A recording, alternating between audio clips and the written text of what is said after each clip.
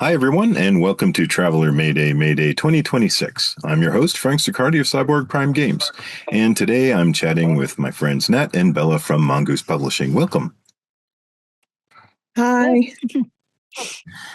So, let's see. I've been having everybody just introduce themselves and tell us who they are and how they came to where they are now in relation to Traveller. So let's start with Bella. Why don't you tell us a little bit about yourself and how you came to be working on Traveller at Mongoose? So I applied in 2021.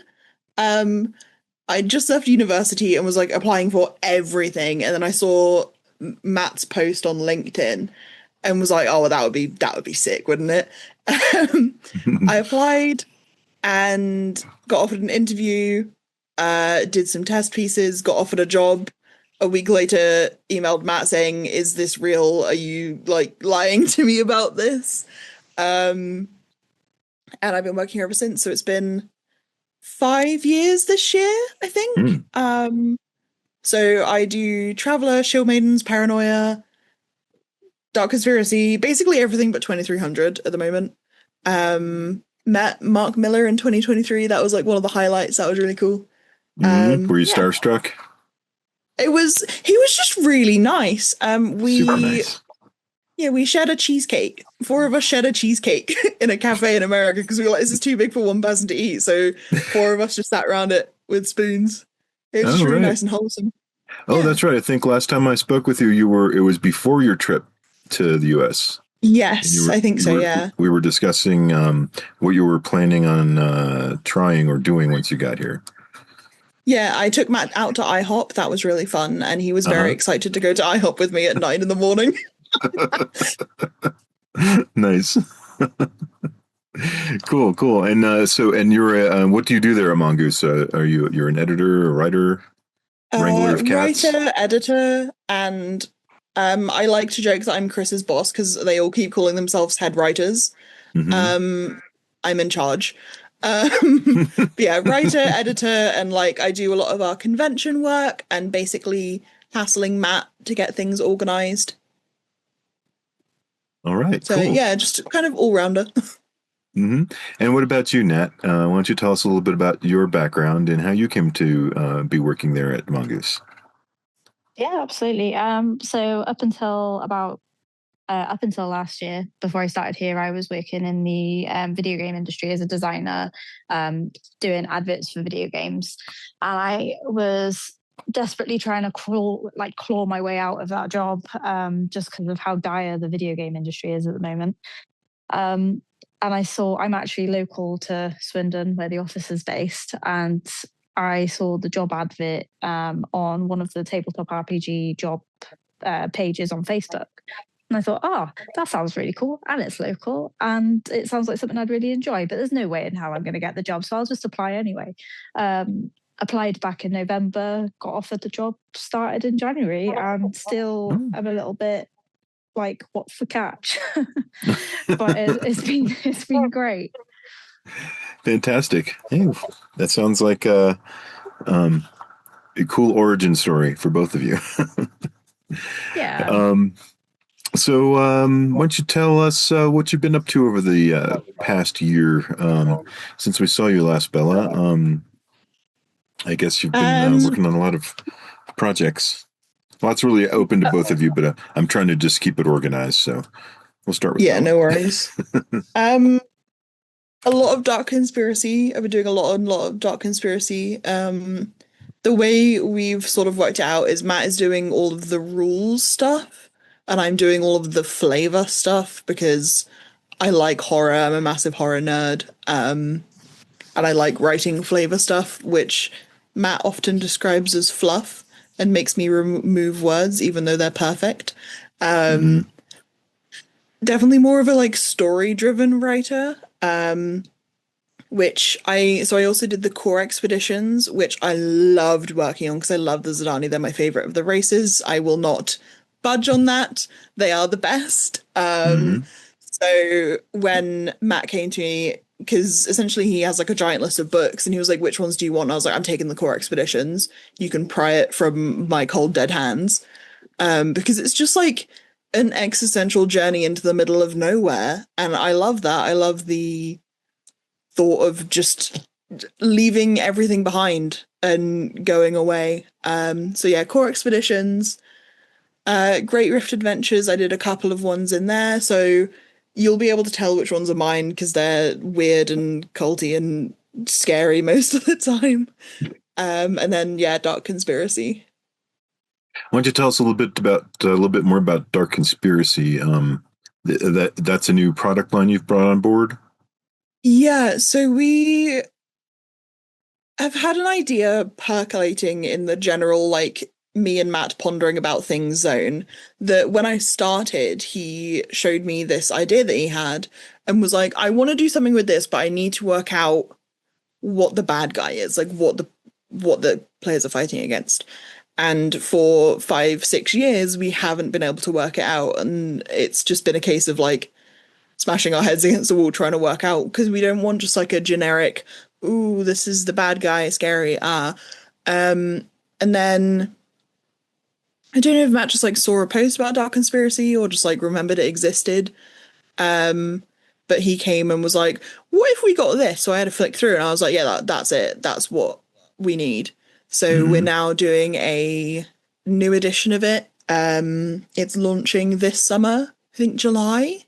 Cool. I think July this year. So yeah, Matt's been doing all of the rule books. We're adapting it to the Traveller rule set, which is our like house rule set, so like the 2d6 system. And so he's adapted it all to Traveller, and then I'm making it all scary is the workload that we're doing. But it's been super fun to work on as a horror fan, because it's normally within my writing, I'm normally like, well, I have to kind of be normal about it. But within Dark Conspiracy, I can just do the weirdest stuff I want to do. And Matt's like, yeah, this is great. Just keep being weird about it. And it's fine because it works with the dark. What's the premise behind Dark Conspiracy? It's a Dark Conspiracy, I guess. Yeah, so the theory, like the theme of the game is that like you are all operatives. You are all part of a small group. So whether it be Buffy the Vampire Slayer or I keep saying Scooby-Doo, even though that's Scooby-Doo is less the vibe. More X-Files, Buffy the Vampire Slayer. And there is a big secret. And the secret is that the dark is invading. Your job as operatives is to create conspiracies and control the narrative to stop everyone from finding out.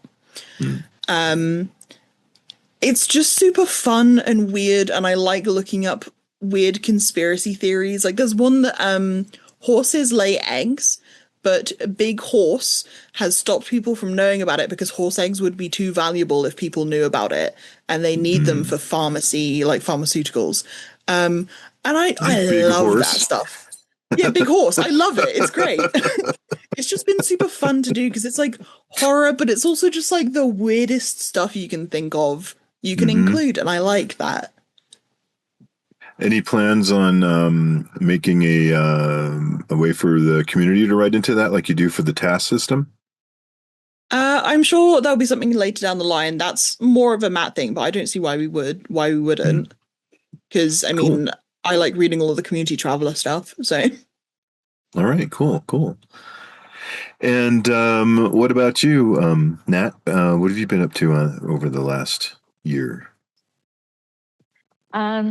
So I've only been with the company since for a few months. January. Yeah, right. Yeah, so I can tell you what I've done up till then. So I was working on the design for Brushfires, which is the latest installment of the Fifth Frontier War series, which is really cool. It kind of focuses less on the Zhodani versus the Imperium, the Imperial Navy and stuff, and focuses more on like the little conflicts that arise in between on like the edges of war, the brush fires, as it were. And there's a lot more like Varga activity in it, so you get to learn a bit more about the Zwang Varga faction. And it was really fun doing like the art specs for that, and the story was really interesting. That's one of Martin's. So yeah, it was quite a steep learning curve at the time doing it, but it was really, really fun to work on. And now is that a campaign source book with a bunch of adventures in it, or is it what is it exactly? It's a campaign, I believe. It's written like a campaign. You're basically tasked with trying to find these books for various reasons, and it takes you along all of these different areas. I can't remember the exact subsector, but yeah. Oh, cool! I saw the cover on Drive-Thru RPG. It looks pretty cool. Yeah, it was fun working on the cover. I found a decent artist to work with on that. And I think it stands out because it's a little bit different to the rest of the books, because the rest of the books are kind of, more Zhodani focused. So yeah, I wanted to make it stand out, but still be fitting with the series. Cool. Was there any like particularly difficult aspect of putting these things together, or did you what am I trying to find out here?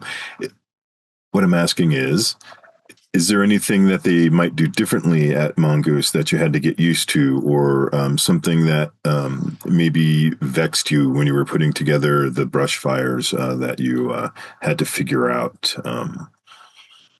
So there's no entire, like, the design side of things is everything I already know. It was a bit of a learning curve getting used to, just the ways of working and writing art specs and stuff. The main challenges I had were actually trying to understand ships and deck plans and stuff like that, and trying to map those out. As well as all the different maps and learning about like planetary codes and stuff. Because although I have like read the core rule book, I haven't retained a lot of the information. Like I'm not. I've come from like quite a heavy like D&D background. Like I'm used to D&D rule sets and stuff. So like it was quite a steep learning curve changing to a 2d6 system and learning that. So it's been fun to kind of learn about all of those aspects, as well as the challenges of designing a ship, what a ship might look like. And you have to really think, because I wasn't a massive sci-fi fan until I started working here, and I was like, actually, I do consume a lot of sci-fi stuff. But things like, like this ship needs to have like this amount of airlocks, and that kind of makes sense for this amount of floors and stuff like that. It's stuff. There's a lot of like logistical thinking behind it, which is completely different to where I used to work, which is quite nice. It was all about user experience, and it's kind of the same but completely different application entirely when it comes to that sort of thing. So yeah, if that makes any sense at all. That was a bit of a No, it does. It does. It's kind of, you're still trying to you're delivering a user experience still, but for a different set of users. Yes, so it sounds like exactly. some adjustment had to be made. Yeah. I'm really sorry. I'm going to have to leave shortly, just because I've got a train to catch. Oh, okay. But I'm sure Bella's Dark Conspiracy talks and everything will be more than enough. If you'd like to chat again, obviously I can arrange with you privately. Sure. if I am interesting. But yeah, like just let me know. Yeah, sorry. Sure, it's okay. Let's see. Well, I mean,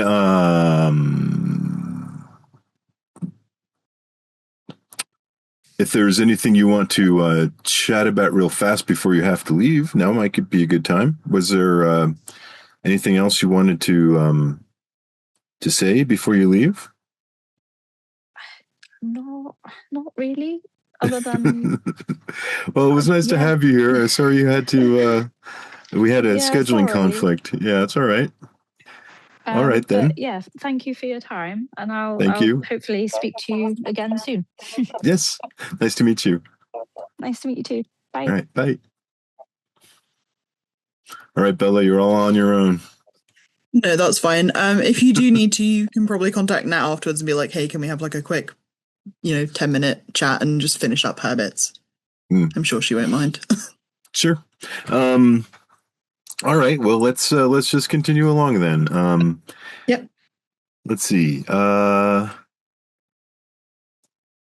Let's talk about the core expeditions. Yes, I would love to. I've got Matt's opposite laughing. Tell us some more about that. What are the core expeditions? What are they about? And what can players and game masters expect to find?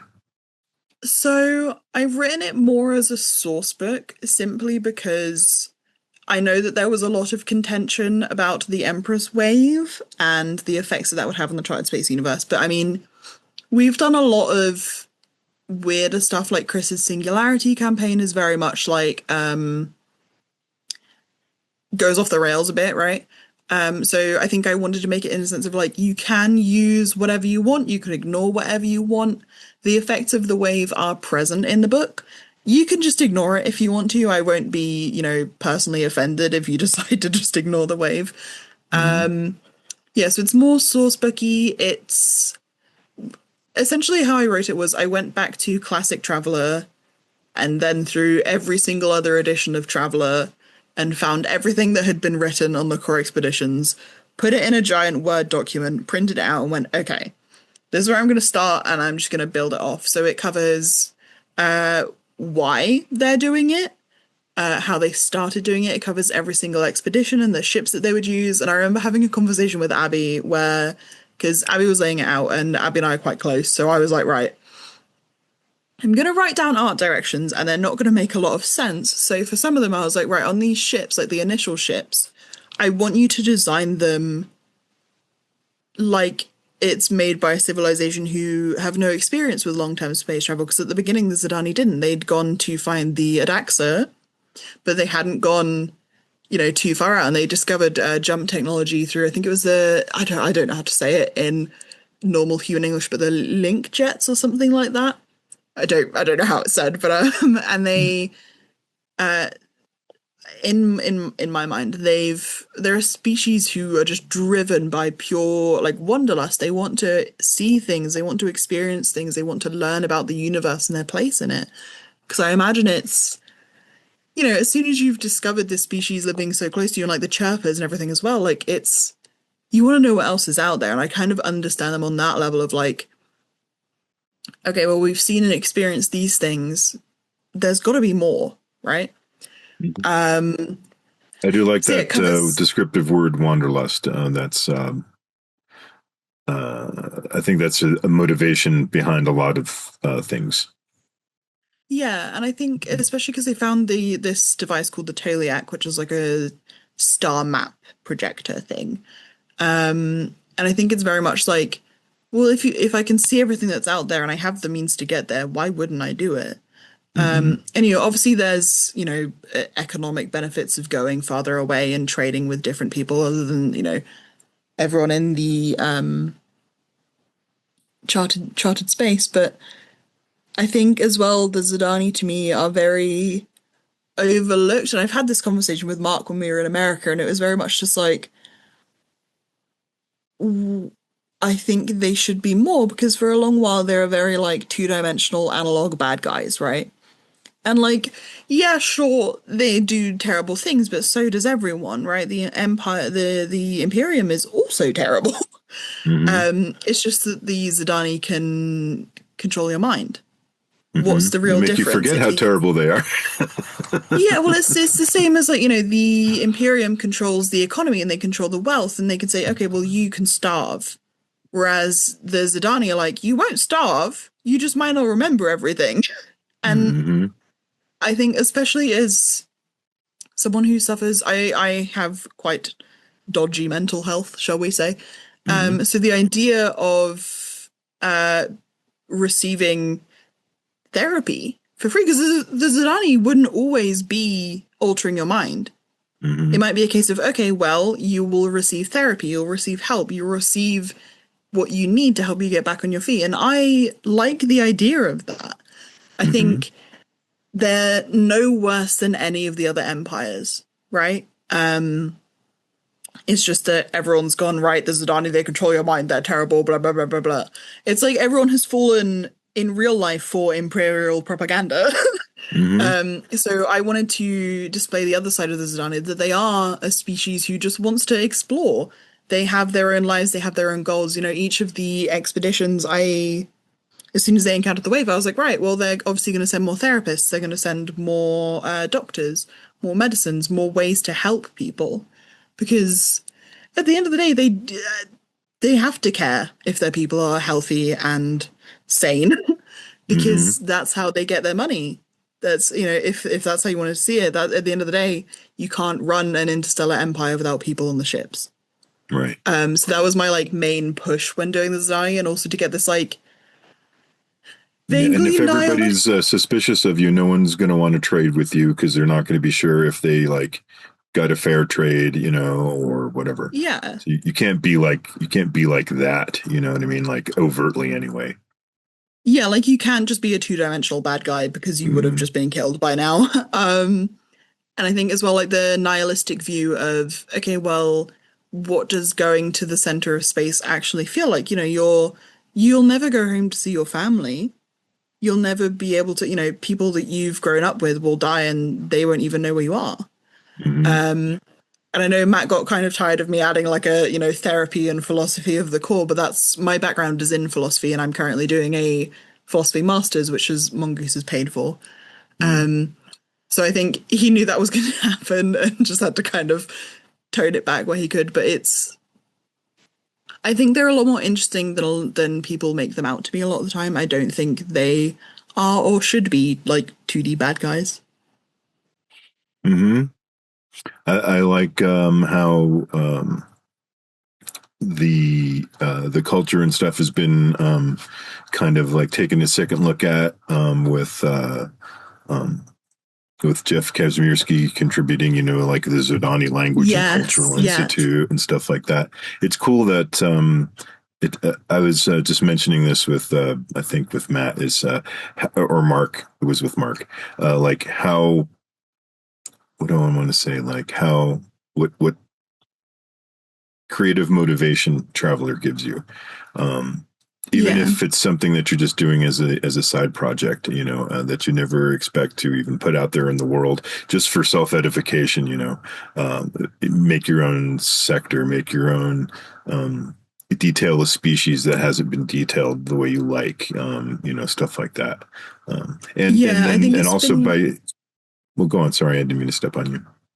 I think it's been nice to be able to take a sympathetic view to other cultures, because obviously normally the focus is on the Imperium. And I've seen a lot of people saying like, oh, well, you can't play Zhodani in normal campaigns. I'm playing one right now in our campaign. I've never used psionics, never needed to. I've got an immaculate psionics score, but they're just people, you know? They're just people. They're different, but they're still people. Right. All those Zhodani characters that we've ever played with they've always used their psionics subtly. Like, I make the person look the other way. They've never like used it to like manipulate their mind, you know what I mean? Or do the scary things that Zhodani or that people are afraid they're going to do to you, you know? Yeah, I think it's a case of like humanity tends towards being good. I'm not going to walk around controlling people's minds. I think the only times I've been so we're currently playing through Infinity Suite, which Cassie is laying out right now, where I'm playing a Zhodani, and I outed myself as a Zhodani to prove a point for something. I don't remember what now, but I know it was to prove a very important point at the time. And you know, the rest of the group goes, oh, but you're a Zhodani. I'm like, yeah, but you know, I'm probably not going to control your minds. But we've booked a lot of good gigs, so you know, maybe that was my fault that we got a load of good gigs, because I am the manager. So yes, you can use your Jedi mind tricks to book venues. Yeah, exactly. It's like, do I have to be using it for evil? Can I be using it to do silly stuff? Yeah. Right. Right. Yeah. We were joking once, if you had the powers of the force, how would you use them? Well, I would use them to do the dishes or Yeah, it's like the people who are like, oh, I really wish magic were real just so I didn't have to fold laundry. Like, yeah, I get that, actually. Exactly. Laundry come foldicus.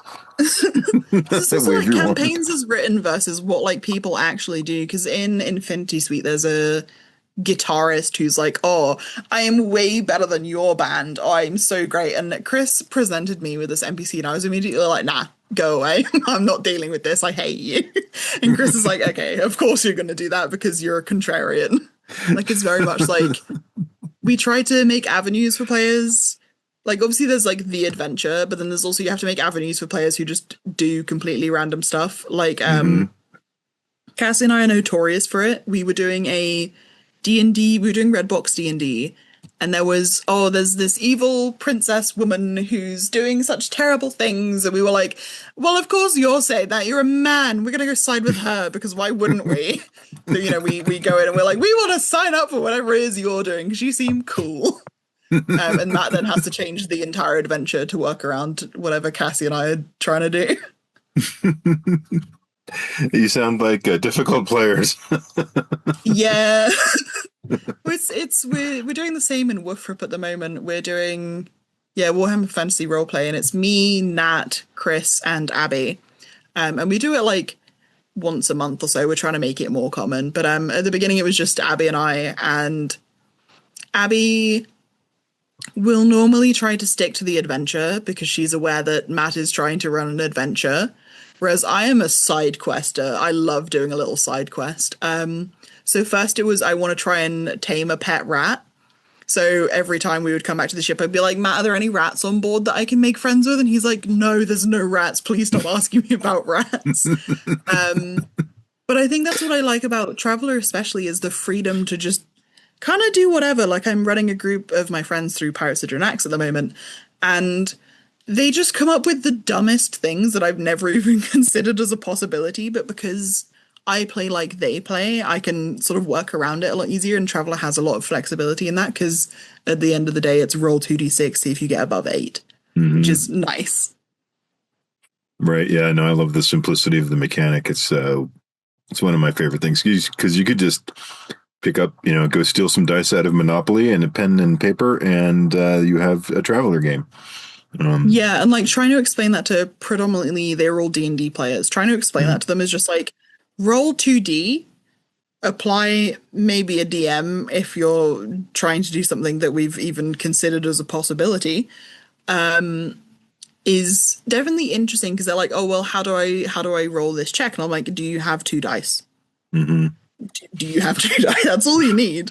I think another sticking point for D&D players is every D&D skill has a governing stat that it always is. Whereas in Traveller, you can say, you could use your strength, or you could use your constitution, or whatever, or use your education or intelligence or whatever as the governing stat, depending on the situation. So that makes it more flexible, but hard.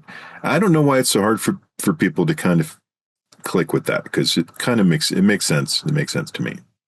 I've always been describing it to them as like, okay, the skill is the action you are doing, the characteristic is the intent which you are doing it with. So like Andy, there was a mob boss, and Andy decided that they were going to try and scope him out.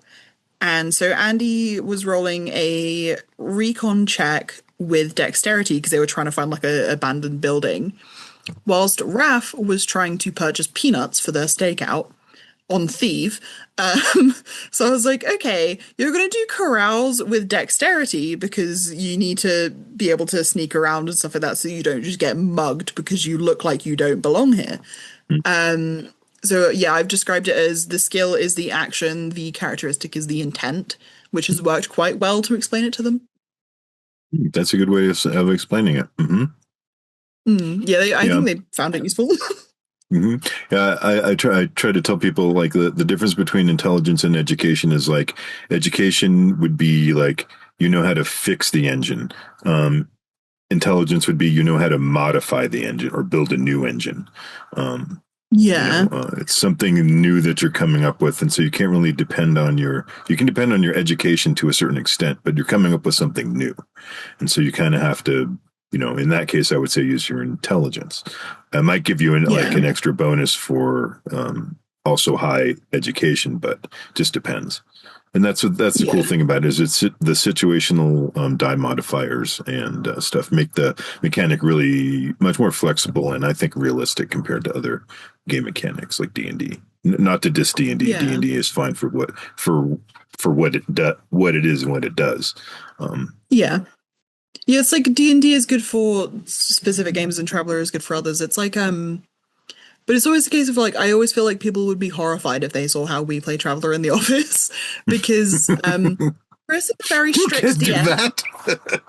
Yeah, like it's like we write the rules, but we also know when we can break the rules. But like Chris is a very strict DM, and he killed half of us because Matt made a bad call and then lied about it. He is sitting opposite me, so I'm staring at him judgmentally right now. Whereas Matt just sort of lets us, like, if we can come up with a good enough justification for why we want to do something stupid, he'll let us do something stupid. Knowing that it could almost certainly come back to hurt us in the future. That's fine. If we want to be dumb, we can be dumb. If you really want to do that, go ahead and roll. Yeah, like it's like sure, why not? Yeah, that's cool. So let's see. Back to core expeditions. How are the expeditions done? Are they done in like colony ships, or? It kind of depends. So when it varies heavily by expedition and the vibe I wanted the expedition to have. Some of them use a lot of low berths. Some of them use, I don't want to say breeding programs, but like breeding programs where it's, people are moved between ships to make sure that everything like genetically is okay. And it's some of them dismantle their old ships to make outposts out of. Abby's done some really cool art where it's like parts of a ship are on a planet and then it shows it like 20 years later. It's like all been built up around the like dismantled hull of this ship, because I was like, realistically they're gonna like need all the resources that they have. Like they're not just gonna like leave a bunch of ships lying around, they're gonna repurpose them because that's what you do. So it's kind of a mix. They've in some of them I've added mushroom like mycelium chambers, so sort of like the bio chambers, but like specifically for growing mushrooms because they're easy to grow. Water is everywhere in space, or ice is everywhere in space, and you can turn that into water. It's very easy to grow because they just need warmth and humidity. So I don't know, it was just really fun to write because it was very much like Matt was just like, here's the title of the book and here's everything that came before, which wasn't that much. So it was mostly just like they left on this date and this date, and I did have to shuffle some of the dates a little bit, but it's more sending out a bunch of ships, and then there's the minor expeditions which follow them or like go ahead of them, which are just like the auxiliary vessels that sort of like swirl around the converging line of ships moving forward.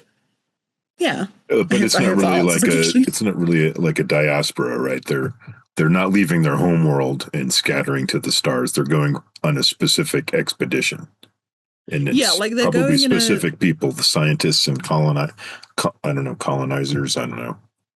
Yeah, so they're going in a specific direction, and that I have had them setting up bases in at least every subsector. They've got a base. They meet a few alien species on the way. One of them they just have to kill, basically. And they recruit them and settle, much like the Adaxa before. Yeah, it's very much like they go in one direction, but there are like offshoots where like I've wiggled the line around because I used some of it from Traveller Map, some of it from the wiki, and some of it I was like, I'll just shuffle it around and see how it goes. And I don't remember his name, the man who makes Traveller Map. Josh Bell. Josh Bell, yeah. he was so lovely because I was just sending him giant tables of UWPs and being like, "Can you please update this? Thank you." Yeah, so it's more a culturally decided expedition where like the entire Zhodani culture has decided that this is a thing that they're going to do. And, you know, they recruit people, they started universities along the core expeditions route to train people how to be colonists and how to survive in space so far away from civilization. Mm-hmm. Yeah, so it's like a generational thing. It's not just like a, let's go on a little trip. It's a, you know, they've spent thousands of years at this point building the infrastructure to be able to do this effectively. Mm. How long does it take? Oh God. It is in the thousands of years. Like it's throughout all of the frontier wars they're going. I don't remember the exact dates. It's been I've been buried in dark conspiracy, but it's over the thousands of years because it's, you know, it's not something that you can just decide to do on a whim. You have to have the infrastructure, the education, all of the materials, everything required. I've also included everything that's required. So, you know, it's how do you get fuel in the middle of a giant rift in space? What do you do when stars are close together? And so there's a mechanic for generating subsystems or subsectors closer to the core because there are more stars there. Right. And it's all how of do you the handle things like if you're traveling towards the core and you're shedding ships or parts of your ship behind to leave settlements, well, that's going to mean that at some point you're going to be left with just the core ship. I mean, that you can only go so far doing that. Is there a way where along the way they can replenish parts of the ship that they shed, or do they just, the ship and all of its sheddable parts just has a certain range and they're going to try to go that far at least? Yeah, so some of them, they're like, you know, fleet transport vessels, and they will go a specific distance. They'll map out where they're going to stop. And I mean, they number in the thousands of ships each expedition. And somewhere there is a diagram in the book that I drew very badly in MS Paint, and Abby made look, you know, like a human had made it. Of, you know, each expedition will have certain complements. So they'll have colonist complements, scientist complements, military complements that are all subsections of the same expedition. So, you know, a scout ship might travel off by itself, but there'll be researchers nearby on, you know, it might be a case of like 10 researchers will go and map out a subsector and then eventually join back up with the main expedition. And then also it was fun including the robots, because Zhodani are big on robots, which I love. I love doing robots. And by love doing robots, I mean sending them to Gear and being like, Gear, can you please write a robot for me? I don't understand. So yeah, it's, you know, how are the Zhodani using robots to help them do this? So it's building fuel relay stations where they just go, here's a bunch of resources, here's a bunch of robots. Bing, bam, boom, you've got a fuel relay station in the middle of nowhere. Cool. That's those are interesting ways to come up with solutions for those sorts of logistical problems. Yeah, it was very much like taking a lot of notes from the old days of colonization, where I'm like, what did they have to take into account when they were going this far away? Or, like, you know, if when we were discovering the new world where you're living now, what do they need to think about? And then extrapolating that and being like, okay, how much worse would this be in space? Like, how much more difficult would it be in space? Right, yeah. It's an unforgiving environment. I mean, in a lot of ways, it's like sailing, or maybe more like submarining, because really you can't go outside the ship except under specific conditions, right? I mean, it's like the old, because Traveller is Age of Sail. It's very much like the old sailing ships, where it's like, okay, you're trapped on this boat with people that you may or may not like for months at a time. How do you A, make sure you get to your destination safely, and B, make sure everyone hasn't killed each other by the time you get there? And that's a lot of what the core expeditions is. So, you know, it's about managing not only your resources, but also the population. I mean, you could consider the population a resource, but it's taking care of people, and I think that's what the Zhodani are extremely good at. Far more so than the Imperium, because, you know, they have to be, and they are able to be because of their psionics. And it's, you know, working out how they would have adapted ships to work with them. So it's, you know, in officers' areas, the lights probably wouldn't have a light switch. Mm-hmm. Probably wouldn't even have motion sensor, because you can just turn them on with your mind. You can just walk in and it's fine. You know, Abby's also done some incredible art for therapy suites that I've made, where it's a room that is dedicated to rest and to healing, which is something that the Zhodani would prioritize, because you can't go to the center of the universe if your crew are falling apart. Right. Yeah. With the crew of people all infected with space madness. Yeah, exactly. And that's why I had them like swapping people out. So like not only for like genetic issues, but also sometimes you want to see the walls of a different ship, and that might be enough to help you. Yeah, you probably get cabin fever. I mean, like, that's a real thing. You know? Yeah. Being cooped up all winter, and you know, just dying to get out. Yeah, for sure. Yeah, because it's a change of scenery. I guess people up in like Alaska and in the north, they have to have like artificial light they bring around with them because it's dark for so long, so many months. Well, yeah, because it's like seasonal affective disorder, which is when, you know, you get sad over winter, which I get even living in England. So I can't imagine what it's like in space. You know, I think it's especially the knowing everyone's so far away. You know, if something goes wrong, you are by yourself. So you would need rigorous ways to help people out of those situations. Because, you know, if your gunnery officer suddenly goes crazy, that's a big problem, especially in a, you know, a fleet that size. Yeah, especially when you're going through pirate-infested space. Yeah. Like if you're in the middle of nowhere, you don't know anything around you, and suddenly everyone goes insane, that's a problem. Yeah. I always like those. I like the idea of space madness and things like that. I love. I don't know if you've ever seen the movie Pandorum. No. You should see it. Not seen that one. Okay.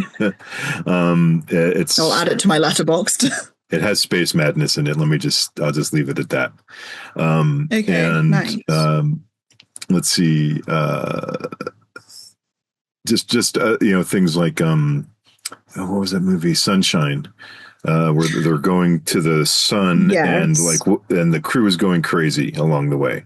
The captain, they keep finding him in the like observation thing where he's like roasting himself slowly. yeah. I really like Sunshine. Well, because it's sort of similar to Project Hail Mary, or it's you realize you're alone. And what do you do in that situation? I mean, especially with that movie, you realize that you're so far away from Earth, you can't get back. You just have to kind of work out what you're going to do and how you're going to cope with that. Yep. And obviously, Project Hail Mary took a different way of doing it, but it's the same thing. Yeah. The thing about Sunshine, right? They just kept having these like worse and worse. Like the ship kept breaking, and like they had to move to another ship, and like it was just contingency after contingency on top of like just everybody, you know, just the whole situation. I liked it more than I thought. I've been surprised by liking movies more than I thought lately. I think my dad had a similar experience with Barbie. He was like, I'll watch it. And he's watched it like 5 or 6 times since then. Yeah, I think it being a film student and stuff, you know, it's kind of hard to see past like technical problems or like be cynical about a movie and stuff. So I have to just like mentally let go and just suspend the disbelief on purpose and just enjoy it and stop being so critical. Yeah, no, I've embraced it. That's why I like B horror movies. Because I'm like, this may be objectively a terrible movie, but my God, do I love it. Right. Yeah, I never would have watched Evil Dead or Army of Darkness if I hadn't given it a shot and then enjoyed it. Yeah, I think sometimes a bad movie is okay, and that's fine. Like campy, I've said this to you. I like campy movies. Like Winnie the Pooh, Blood and Horror, incredible movie. It's so bad, but I love it. Same with House Shark, which I got Matt to watch, and he flat out refused after the first 20 minutes. But it's, if you spend the idea of everything should be perfect and just appreciate it as a person made this, and that's good. Like someone put time and effort into this, and I can appreciate that. Right, yeah. Yeah, like House Shark, Velocipasta, they're all just questionable, but so good.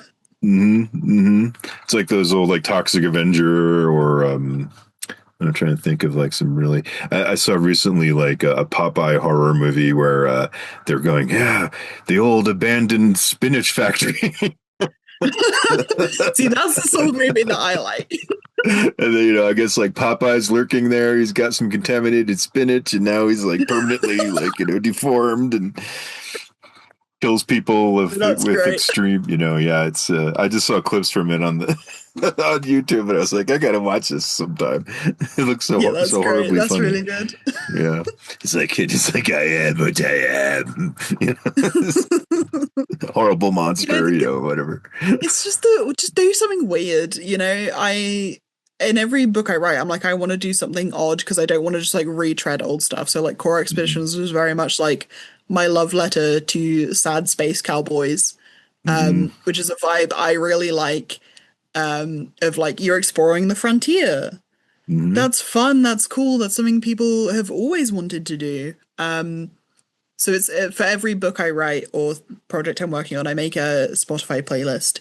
So my one for the Core Expeditions was literally called Sad Space Cowboys, and that's what I had in my head when I was writing it. Well, I think is a good idea to go to the frontier days for looking for source material, because like, when you go out into a new zone, you don't know if people already live there and you're like moving into their property, or maybe they're not, but it seems like a nice spot in the summer, but in the winter it's horrible. And everybody's going to die the first winter, or or diseases that they didn't know about, and there's a little mining town outside of Santa Fe that has a little like a cemetery, and going back and looking through there, you can see when like influenza or something came through and like killed all the children. 6 kids died in within a matter of months, all in different families. It's hard living on the frontier, even if it's space frontier and you have your gadgets, they can only go so far. Yeah, I mean, at the end of the day, and I say this all the time, and I should probably stop. At the end of the day, we're all just advanced monkeys living on a rock. And you can give a monkey all the tools in the world, but if you put it somewhere where it can't survive, it's not going to survive. Right. Yeah, so it was a lot of I took a lot of inspiration from like the settling of the West, because it's interesting history. And sometimes people came woefully unprepared, like I'm going west with a sack of beans and some bacon or something, Yeah. Yeah, and a lot of that is brought up in the minor expeditions as well, where it's like, okay, well, these are the guys who are just sort of like going ahead of the expedition so that, they carve the path for the big ships to go through. And it's a lot more difficult for them because they haven't got the support of a bunch of giant armored spaceships. They're just little scouts. Right. So you want to talk about Infinity Suite a little bit? I've not read it, but we've been playing through it. So I don't know what caused it in Matt and Martin to just decide to do a bunch of odd stories, but Cluster Truck was the first. Only called that because we couldn't think of a different name and we thought it was funny. Infinity Suite. I think it's been well received. Yeah, like it's good. I think it's funny. Matt was like, we have to think of a different name. I'm like, do we need to? Do we? Or is this the perfect name? Infinity Suite is the second, and then Dukes of Discord is the third. So Infinity Suite is very based in 80s, I think, 80s rock. And Martin's taste in 80s music, which I don't know. But it's fun. It's campy, it's pulpy, it's very like you're just gonna go do music, that's the thing. So it was odd creating. None of our travelers have gun combat or melee skills. I think Matt might have like melee blade or something stupid, but Matt's also playing Colin the accountant. So it's you get to do the weird stuff that obviously Traveller normally is like, yeah, I'm gonna go do these big space things and save the universe, whereas this is just like you are gonna make the best album anyone's ever made. It's mind-breakingly good. And so we're like, okay, we're gonna make up some because there's I think 5 songs that come in it normally. So we're like, okay, we're gonna make some extra songs to go along with it. So it's like, okay, one of them is called "Where Is My Vaga Lover in His Dungarees," because that's what Cassie wanted a song to be called, and it's a lot more freeing. I really like it. It's really fun to be playing through. Are you really writing a song little by little as you go, or is it just a theoretical song within the game? Nat is our songwriter, so Nat comes up with occasional like quirky lyrics and stuff that we can say. I'm the group's manager and resident acrobat because those are the skills that I had. So I'm playing a Zhodani, so I competed in I think they're called the Consular Games. So I'm like an Olympian Zhodani I have a psionic score of 15, and I've just decided to leave and go and join a band and have a midlife crisis, and I love that. I love that for my character. That's parents fun. are so angry. Yeah, because like I was working like in government as a spy in the Imperium, and I was just like, I don't want to do this anymore. I'm just gonna go join up with this band from this person that I met after they made a fool of themselves in front of a bunch of like bureaucrats. Which I think is fun because normally in Traveller you don't get those stories as often. So I think it's one of the weirder ones, but it's really, really fun to play. It's fun to have some offbeat stuff to mix in with your serious, I tend to play things more tongue-in-cheek, a little silly, mostly serious, but there's opportunities for levity and hilarity, but yeah, it's nice to have sessions that don't silly, revolve around the world. Yeah, it's nice to just be able to have a break and just be like, we're not going to save the world today. We're going to go make a really good song and probably start an accidental riot on this planet. I've been thinking about kind of inspired by Futurama's Bender and his like always trying to learn to cook or whatever. But I thought it might be fun to have a thing where a patron has you going around to collect exotic spices. And or you have to make you're under threat to make a delicious dish or die, you have to find the essence of flavor or something, and I don't know. I haven't really worked it out, but it's along that same line of Infinity Suite, where you try to do something mundane or off the regular traveler beaten path of typical adventures. Yeah, I think I've got a massive, I'm going to say problem, but I don't mean a problem because I think it's great, with where I have my interests. And I think Abby mentioned to me, she was like, people are starting to tell that you just really like plants and hurdy-gurdies because I include them wherever I can because I like them. I think they're wonderful things. And I think it's good that people have their specific niches, like I think that's, Gear is our rules guy. Gear's rules are always perfectly well thought out. My stuff is more weirdo stuff, like horror is, dark conspiracy is my current thing. And I think that's good. I think it's good that Traveller provides the avenues for me to be like, okay, well, I'm going to make, for JTAS, I'm going to do just a thing on plants or a thing on musical instruments because I think it's fun and I want to. So it's good that it has that freedom to do the super serious, we're going to save the universe from some giant threat, bad guy, or, we can just go and make a song or go and learn how to cook. Yeah, right. Our current Traveller group has a Varger who played by Josh Bell, who's trying to learn to cook. He's just got his steward skill to 0 or 1. We're like, delicious. Scrape, Yeah. scrape. Feed that to the dog, yeah. Yeah. It was a little salty. Oh well, he tries again. Because it's like in the band at the moment, like Matt is playing Colin, the accountant, who's just like very 80s rock. And, you know, we had this gig and we're doing the show afterwards, and I go meditate and do my stretches and all this stuff.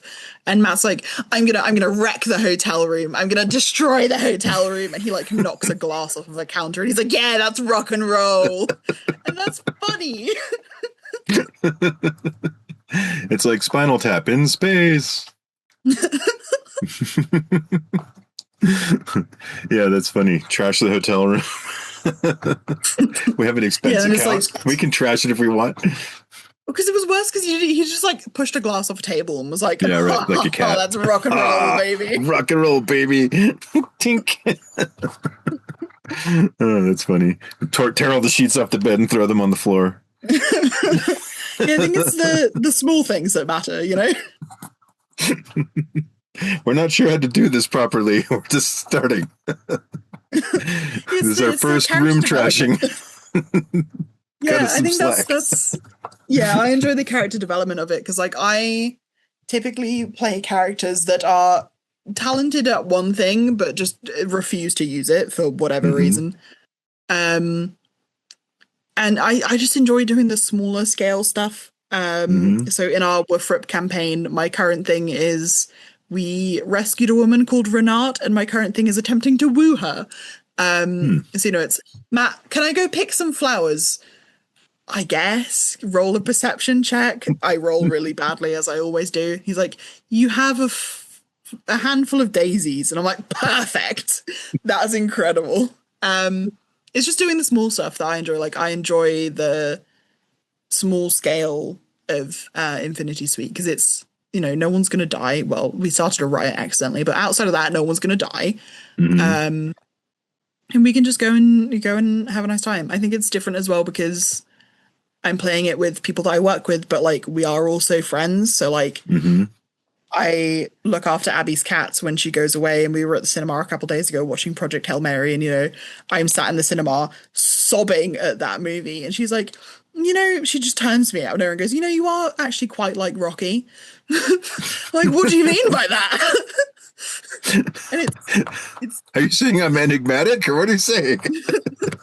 I'm like, okay, so you wouldn't like me to watch you sleep, Abby? Is that what I'm hearing now? But it's, you know, being friends with the people that I'm playing it with is super nice, and being able to work with those friends is even better. Yeah, how fortunate. Yeah. So, do you guys do a lot of gaming? What's a day in the life of a Mongoose employee like? We normally do a campaign on Thursdays, but it's been kind of pushed back because of just a billion different things happening.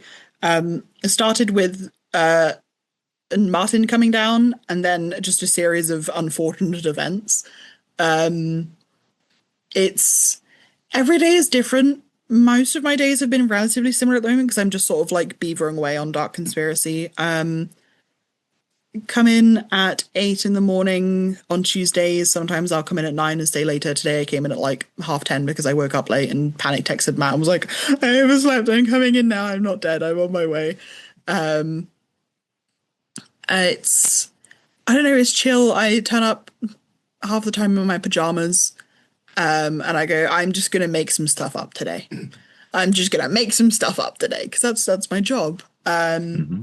Yeah, cook lunch once a week. And or if one of us is tired and or doesn't want to cook, we just go, can we just order it? And Matt goes, you could have whatever you want. I was playing, I think it was Saturday. So Matt noticed that on Xbox Game Pass, there is Barbie Horse Adventures, Trail Rescue, I think it's called, something like that. So growing up, on the PS2, I played Barbie Horse Adventures 2 Wild Horse Rescue. Incredible game. My brother downloaded a Czech copy for me for Christmas this year so that I could play it because I hadn't played it since I was a kid. So this weekend before Woof, Matt and I were sat on the sofa for an hour whilst I was playing this Barbie game on the Xbox, and he was just sat there contemplating the decisions that brought him to that point in his life. The weekend before that, we went out to go see goats because I really like goats. I've got a tattoo of a goat on my arm. I see them every year. On my birthday, that's what I do for my birthday, is I go and see some goats. So is there a petting zoo nearby? Where do you see goats? There's a couple of like farm parks that are like definitely for children. I grew up in rural Dorset, so my mum works at a local agricultural college. So, you know, we go there and the woman who runs the shop goes, "Oh, hi, how are you doing? Are you here to see the goats again?" Because, you know, I've been going there since I was 12 years old, so they know that that's why I'm there. But we're lucky enough that so Swindon is questionable, but outside of Swindon, it's really nice. It's the English countryside, so, you know, 10 minutes in any direction, you're in a field. So yeah, there's a few farms nearby. There's one in a garden centre that I like to go to because I like to look around the garden centre. So it's, you know, a case of I'll walk up to Matt's desk and be like, "Would you like to see goats this weekend?" And then I'll loop Abby and Nat and sometimes Chris in, and then we'll all just go down together and go see goats. We saw some fat raccoons this time. They were just there waddling around and they're really cute. And then we had some lunch and went home, and it's just, you know, doing random side quests. But I know that I can, if I'm going to the tip, I can just text Abby and be like, "Do you want to come to the tip? Because I want some company." And she's like, "Yeah, that's fine." Or I know that if I'm having a bad day, I can just go around Matt's and sit in the garden with the guinea pigs, and he's not going to question that I've just turned up on his doorstep. It's nice and chill. And guinea pigs are like tribbles with their little cute chirps, and they're very relaxing and until they start chewing on my clothes. But yeah, Matt's like to eat basically everything. He was on the hunt for a wicker basket because they ate through the last one. Like half of his kitchen is dedicated to a guinea pig run that extends sometimes into his library room because the guinea pigs are spoiled beyond comprehension. But then they're also more spoiled because he'll come up to me and be like, "We need to go get guinea pig stuff. Can you put it in your car? Because I've got a big boot and a big trunk in my car." And then I'll be there like, "Well, they need these little treats because look at them. They're like strawberry shaped and the girls need them." Because I picked the guinea pigs that Matt got this time because the older ones passed away of old age. And so we went to the pet shop and I was like, "We need those two. It's them. Take them. We're bringing them home right now." And it very much looked like these a treats. dad. Yeah, it very much looked like dad taking child out. I'm like, "Yeah, we need all of these treats for them because they look like strawberries and they'll love them." And Matt's just like, "Okay, if we must." That sounds like fun. I'm lucky enough to, I work from home, so I have my dogs around me, and the only problem is they like to pile their toys around my chair, and I don't notice half the time, and then I get up and I try to take a step, and I'm tripping over dog toys. Yeah, but they're so cute, and they have such good personalities, and it's nice, if you work by yourself, especially to have dog company. Yeah, my brother is a software engineer of some kind, don't know what, and he's always wanted a cat. And my neighbor breeds cats, so I was like, "A cat for my brother, maybe, please." So he's been sending me pictures all of today and yesterday of this cat like sitting on his shoulder and sitting on the back of his chair and sitting on his chest whilst he's working, and he's like, he's learning how to program with me as this cat's just like, huh?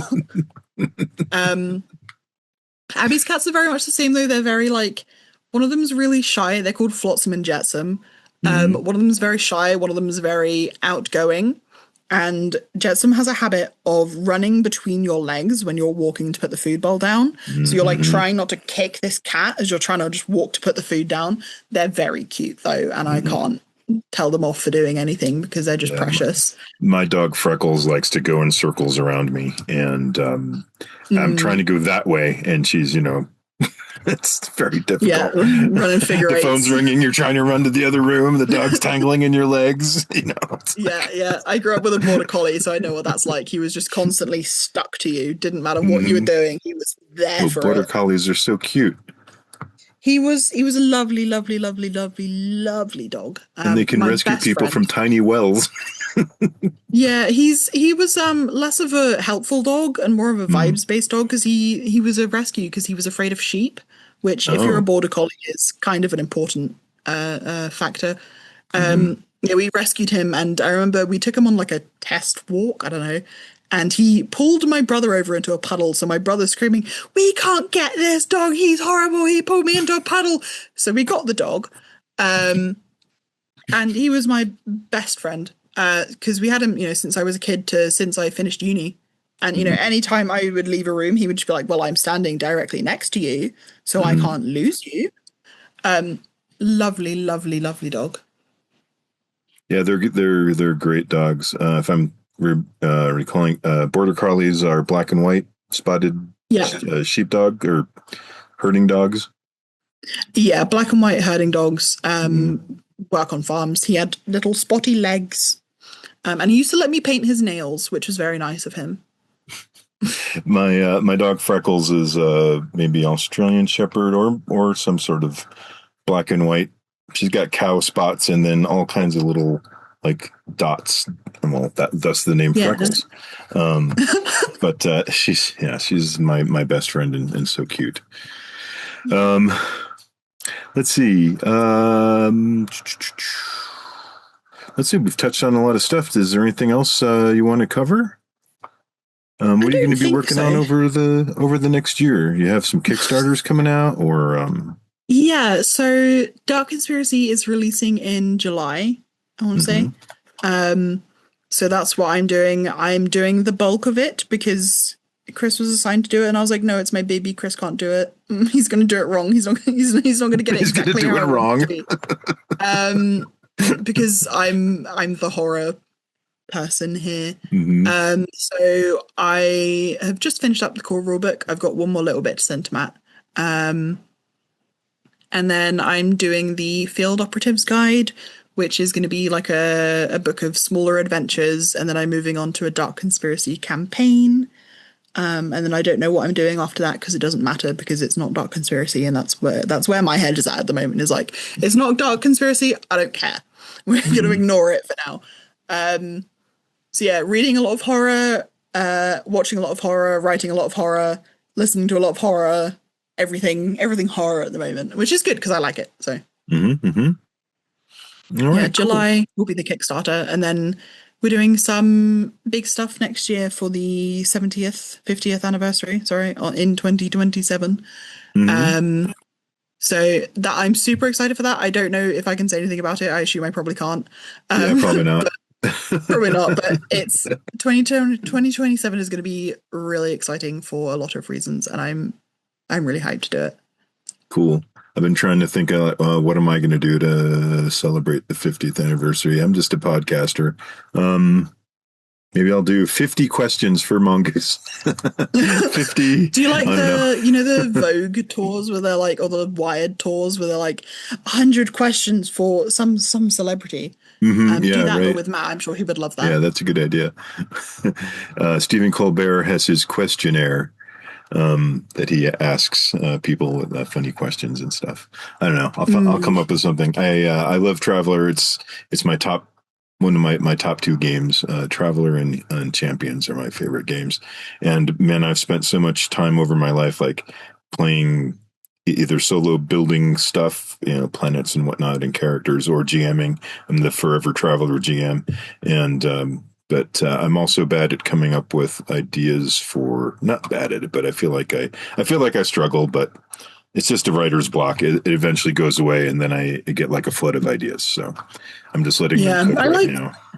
I mean, I like doing these interviews because they feel relaxing. Like, I'm not like, oh my God, I have to be 100% perfect Traveller person who knows everything about everything. Because if people expect that of me, then I'm sorry. But that's not who I am. There's people who know a little bit and people who know a lot and everything in between, and I think there's room for everybody, but I'm not really personally interested in so much in like the mechanics of. I'm not into although this is totally valid, and if people play this way, awesome. The simulationist thing, the hard science, the this and that. I'm more about like this common sci-fi tropes that people are expecting when they come to the table. When I bring in like new players and they expect a ship to have shields, I don't go, no, Traveller ships don't have shields. I just go, okay, you have shields. Normally we don't have shields, but we'll play shields. It's just a few extra points of damage, and everybody has them, so it's not an unfair advantage. Yeah, I've been slowly introducing systems like ship mortgage system is one that I hit them with last week. I'm like, you don't have to pay it yet, but eventually that ship mortgage is going to be your problem. Because it's a way of introducing Traveller gently, of like, okay, well, so here's the basic systems. Okay, let's add trading. Let's add speculative trading. Let's add the mortgage system. Let's add low birth lotteries and like, even small systems like that. It's very much like, we'll add them in one by one because that'll make it easier for everyone to deal with. Because it can be a lot if you look at the whole rulebook and go, I have to put all of this in my game. Like, you don't. Realistically, you don't have to do that. Right. Yeah, you only the things the players are going to touch, pretty much is what you need. And you can just stay a session ahead of them, usually. Yeah, because I'm very much like a no prep DM where like I'll read through the book and then go, yeah, I've memorized that. And then have to sort of try and work it out as I'm going, but that's how I referee best. Right, yeah. It's a cool and flexible system, and it lets people play the way they want to play. If you want to play simulationist, you can. If you want to play more lighthearted, you can. You just got to find a group of like-minded people, or people who don't mind. I do a lot of cracking jokes and not obvious jokes, but like my character is a contrarian. He's annoying. And like when we go to planets, the GM goes, does anybody want to buy anything here? And first person goes, I get a high-tech vac suit. And the other person says, I get a high-tech gun. And I say, I look for a shop with stinky food, like stinky cheese. Yeah, like it's like we abstract out a lot of stuff like money and endurance, not endurance. Like your equipment, weight and stuff. We just abstract it. Like, I'm not tracking all that. I'm sorry. As long as it's not like egregious, I don't care. And like money, Matt's like, it's like a bar. Like if we're ordering drinks at a bar, he's like, it's, an amount. Like, don't even worry about it. Yeah, if it's trivial, well, we don't worry about it. If it's a big expense, then we split it, or whatever between us. We have like a ship kitty that we all put money into for ship expenses. We do the same thing, and we're doing the same on Woofrip, where I'm making a spreadsheet because I love spreadsheets. So I'm making a spreadsheet to track our boat money, which is because no one else cares, and I find it fun. So Bella, how can people find your titles? Are you listed as an author on DriveThruRPG, for instance? Yes, and if you contact Mongoose customer service, there's a 1 in 7 chance that it'll be me who replies. If you contact Instagram, like the Mongoose Instagram, that's me because Matt doesn't know how to use it. Basically, any way that you would contact Mongoose is how you contact me. You're active on the Mongoose Discord, I've noticed. Yeah. That's normally me and Matt, and I bully the others into making an account on there. I'm pretty easy to find. As long as you can find Mongoose, you'll be able to find me. All right, cool. All right, well, I guess we've come to the end of our interview then. Yeah, thank you for talking to me today. Thanks for joining me. Today, my friends, Nat and Bella from Mongoose Publishing have joined me. Nat had to bug out early, but Bella stayed, so thank you very much. And thanks, Nat, also for showing up, even though we had a little scheduling conflict there. Yeah, no worries. Thank you for having us. All right. And thank you, dear travelers. Until next time, happy traveling. Want to learn more about Bella and Nat's adventures at Mongoose? Check out their titles by scanning the QR code, visiting the link on screen, or checking the description below. If you enjoyed this interview, hit that like button, subscribe, and ring the bell so you don't miss future episodes.